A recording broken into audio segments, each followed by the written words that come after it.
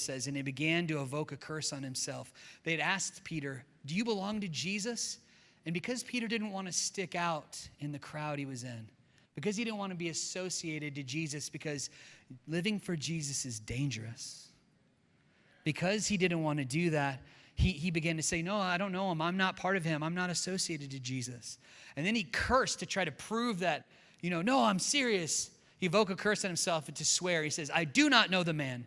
And immediately the rooster crowed.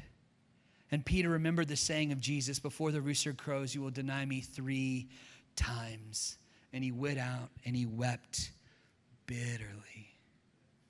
See, even those who walked with Jesus every day, even those who saw the miracle of the bread and the fish, they saw the miracle of the fish that Peter pulled out of the sea. They saw all these people being healed. His own mother-in-law lifted out of the bed when she was on her deathbed. People that were dead come back to life. He saw all these things, but he was still afraid in that moment, and he still turned his back on Jesus.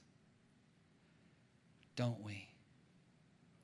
See, there's so many times where, man, we've lived a great life for God, or we've lived these powerful things. We've experienced healing. We've seen a miracle. We've seen a word that's been given and fulfilled. We've seen all these things, and then we hit a hardship and we make a mistake. Friends, here's the thing. You are not a mistake. You are not outside of the love of God. God can forgive you and bring you right back into relationship with himself. You are not outside of his love.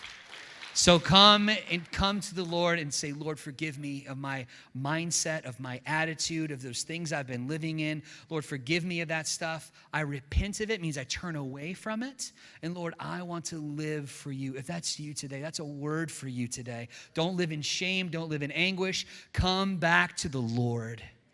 Come back to your relationship with the Lord.